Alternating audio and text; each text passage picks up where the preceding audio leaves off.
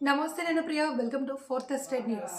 జీవనశైలి మార్పులతో క్యాన్సర్ నివారణ doctor Paidi Sindhura doctor B Sravya. జీవనశైలి ఆహారపు అలవాట్లతో క్యాన్సర్ బారిన పడుతున్నారు అని, అదే జీవనశైలి మార్పులతో క్యాన్సర్ను కొంతమేరకు నివారించవచ్చు అని లయన్స్ క్లబ్ శ్రీకాకుళం సెంట్రల్ అధ్యక్షురాలు డాక్టర్ పైడి సింధుర అన్నారు. ములసాబుపేట గురజాడ గాయత్రి కళాశాలలో ప్రపంచ పాన్క్రియాట్రిక్ క్యాన్సర్ అవగాహన దినోత్సవం సందర్భంగా Lions club Srikakulam central mentor Natukula Mohan ఆధ్వర్యంలో ఇంటర్, డిగ్రీ, పీజీ విద్యార్థులకు ప్యాన్క్రియాటిక్ క్యాన్సర్పై ఆమె అవగాహన కల్పించారు. ఈ సందర్భంగా డాక్టర్ పైడి సింధూర మాట్లాడుతూ, ప్యాన్క్రియాటిక్ క్యాన్సర్ అనేది ప్యాంక్రియాస్లో కణాలు నియంత్రణ లేకుండా పెరిగే ఓ రకమైన క్యాన్సర్ అని, అది సాధారణ లక్షణాలు పొత్తి కడుపు లేదా వీపు నొప్పి, బరువు తగ్గడం, కామెర్లు, వికారం, ఆకలి లేకపోవడం వంటి ముఖ్య లక్షణాలన్నారు.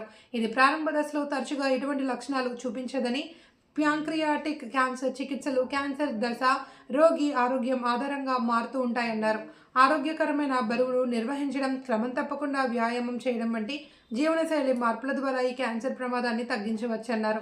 ఇందులో భాగంగా డాక్టర్ బి శ్రావ్య మాట్లాడుతూ, క్యాన్సర్కు మానసిక దృఢత్వం అవసరమని, ముందుగా గుర్తిస్తే క్యాన్సర్ను జయించవచ్చు అని, ప్రతి 3 నెలలకు ఆరోగ్య పరీక్షలను వైద్యుల సలహాలతో చేయించుకోవాలన్నారు. కూరగాయలు, ఆకుకూరలు ఎక్కువగా తీసుకోవాలి అని, వీటిలో క్యాన్సర్తో పోరాడే యాంటీజెన్స్ ఉంటాయన్నారు. సర్వైకల్ క్యాన్సర్ వ్యాక్సిన్ అందుబాటులో ఉందని తెలిపారు. అనంతరం కళాశాల ప్రిన్సిపల్ కేవి సత్యనారాయణ విద్యార్థులకు ఆరోగ్యకరమైన జీవితానికి దోహదపడే అంశాలను ప్రస్తావించి అవగాహన కల్పించారు. అవగాహన కార్యక్రమంలో Lions club central Srikakulam central senior సభ్యులు జిఎన్వి కిరణ్, చైర్పర్సన్ పొడుగు చరణ్, సభ్యులు చౌదరి శ్రీనివాస్, కళాశాల ఉపాధ్యాయులు, విద్యార్థులు పాల్గొన్నారు. ఏమవుతుంది, జనరలైజ్డ్గా హెల్త్ డిటీరియట్ అయిపోతుంది, తొందరగా చనిపోతారు. ఇవి మనకు తెలిసింది క్యాన్సర్ అంటే కదా. సో ఫస్ట్ ఇంపార్టెంట్ థింగ్స్ నేను చెప్పబోతున్నాను. ఇప్పుడు ప్యాంక్రియాటిక్ క్యాన్సర్ అనేది ఈ రోజుల్లో ఎక్కువైపోతుంది. ఎందుకు ఎక్కువైపోతుంది అంటే, most common cause, can anybody tell? Alcohol is the most important and commonest cause of pancreatic cancer. Alcohol అన్నది లెవెల్ ఈ ప్యాంక్రియాస్ అనేది మోస్ట్ కామన్గా ఎఫెక్ట్ అవుతూ ఉంటుంది. ప్యాంక్రియాస్ అంటే అందరికీ తెలుసు కదా, స్టమక్ కింద ఉంటుంది, అదొక గ్రంథి. ఓకే, సో ఆ గ్రంథి పని ఏంటి? హార్మోన్స్ని సెక్రెట్ చేస్తూ ఉంటుంది, మన షుగర్ లెవెల్స్ని బ్లడ్లో మెయింటైన్ చేస్తూ ఉంటుంది. అలానే డైజెస్టివ్ ఎంజైమ్స్ని కూడా రిలీజ్ చేస్తూ ఉంటుంది. అంటే మనం ఫుడ్ తింటాం, అది డైజెస్ట్ అవ్వడానికి కావాల్సిన ఎంజైమ్స్ ఇవన్నీ ప్యాంక్రియాసే ప్రొడ్యూస్ చేస్తూ ఉంటుంది. సో ఎప్పుడైతే ఈ ఆల్కహాల్కి అలవాటు పడిపోతుందో బాడీ, ఆల్కహాల్ ఓవర్లోడ్ అవ్వడం వల్ల అలా క్రమేపీ దాని ప్రభావం ప్యాంక్రియాస్ మీద పడి ప్యాంక్రియాస్ స్లోగా కులిపోవడం మొదలవుతూ ఉంటుంది. సో అలా అక్కడ క్యాన్సర్ సెల్స్ ఆరిజినేట్ అవుతూ ఉంటాయి. కార్సినోజెన్స్ అంటాం. ఆ కార్సినోజెన్స్ ఏంటేంటి, ఏవేవి అవాయిడ్ చేయాలో కూడా నేను చెప్తాను. సో ఆ కార్సినోజెన్స్ డెవలప్ అయ్యి అలా ఆ సెల్స్ పెరిగి, నంబర్ పెరిగి, సెల్ తాలూకా మన బాడీలో ఒక ప్రత్యేకత ఏంటంటే, ఒక సెల్ పుట్టిన తర్వాత ఆ సెల్ ఆటోమేటిక్గా చచ్చిపోతుంది. చచ్చిపోయి కొత్త సెల్ పుడుతుంది. ఇప్పుడు మన స్కిన్ ఉంటుంది, స్కిన్లో సెల్స్ ఉంటాయి. సో ఆ సెల్స్ డెత్ అయిపోతుంటే మళ్ళీ కొత్త సెల్స్ పుడుతుంటాయి. ఎందుకు అంటే, ప్యాంక్రియాటిక్ క్యాన్సర్ యూజువల్లీ వెస్ట్రన్ కంట్రీస్లో ఎక్కువ ఉండేది. యాజ్ ఆల్రెడీ అంటే సింధుర మేడం చెప్పినట్టు, ఆల్కహాల్ కానీ స్మోకింగ్ కానీ వెస్ట్రన్ కంట్రీస్లోనే ఎక్కువ చూసేవాళ్ళు. సో వెస్ట్రన్ కంట్రీస్లో దీని బర్డెన్ అండ్ ఈవెన్ డయాబెటీస్ కూడా, అంటే షుగర్ వ్యాధి వెస్ట్రన్ కంట్రీస్లో ఎక్కువ ఉండేది. బట్ రీసెంట్గా ఇండియాలో కూడా ప్యాంక్రియాటిక్ క్యాన్సర్ అనేది బర్డెన్ పెరుగుతుంది. లాస్ట్ ఇయరే ఇంచుమించు దగ్గర 23,000 కేసులు ఇండియాలో డయాగ్నోస్ అయ్యే ప్యాంక్రియాటిక్ క్యాన్సర్. దీని గురించి మనం ఎందుకు మాట్లాడుకుంటున్నాం? ఎర్లీ డయాగ్నోసిస్ ప్యాంక్రియాటిక్ క్యాన్సర్కి ఎందుకు ముఖ్యం అంటే, ఇది చాలా పూర్ ప్రోగ్నోసిస్ ఉన్న క్యాన్సర్.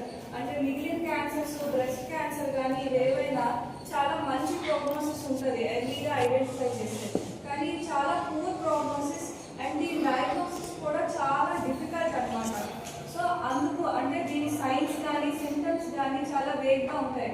మేడం చెప్పినట్టు లైక్ వెయిట్ లాస్, ఊరికనే సరిగ్గా తినట్లేదేమో వెయిట్ లాస్ అవుతున్నామని, లేదా ఆల్రెడీ ప్రీ ఎగ్జిస్టింగ్ ఆల్కహాల్ కానీ స్మోకింగ్ కానీ షుగర్, దీని రిస్క్ ఫ్యాక్టర్స్ ఇవే కదా. ఈ అలవాట్లు ఉన్న వాళ్ళు ఆబ్వియస్లీ వెయిట్ లాస్ అవుతారు.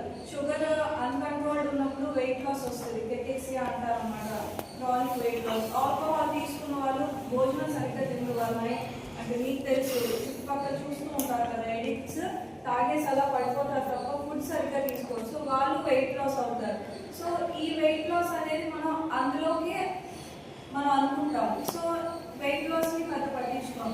అండ్ ఇంకొక సింప్టమ్ ఏంటి అంటే జాండీస్, చిన్న పచ్చకామర్ లాగా, అది సివియర్ ఉండదు అనమాట, లైట్ ఎల్లో టింజ్ ఉంటుంది, పచ్చకామర్లా ఉంటాయి. సో ఈ రిస్క్ ఫ్యాక్టర్స్ ఉన్న వాళ్ళకి మీరు కాములు చూసినా, వెయిట్ లాస్ చూసినా, ఇంకొకటి వేగ్ అబ్డామినల్ పెయిన్ వెనక్కి రేడియేట్ అవుతూ ఉంటుంది, అంటే బ్యాక్ పెయిన్ ఉన్నట్టు చెప్తారనమాట. వాళ్ళు ఎక్కువగా అబ్డామినల్ పెయిన్ కన్నా వెనక నొప్పి అని చెప్తారు.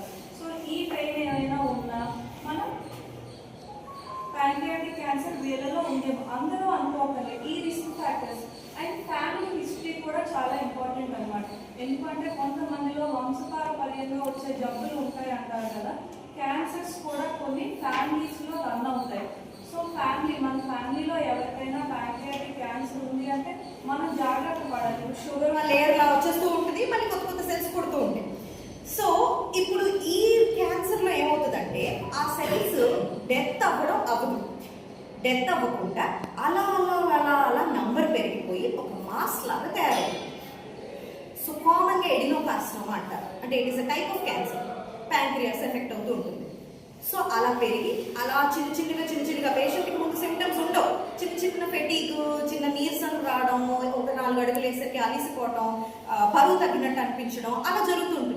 సో చాలా రోజులు పేషెంట్ పట్టించుకోడు, చిన్న నీరసమే కదా, మేబీ సరిగ్గా ఫుడ్ తినట్లేదేమో, లేకపోతే ఇంకేదో రెస్ట్ లేదు అట్లా అనుకుంటాం. జనరల్గా మనకి ఎప్పుడైనా నీరసం వస్తే ఎలా అనుకుంటామో అలాగే అనుకుంటాం.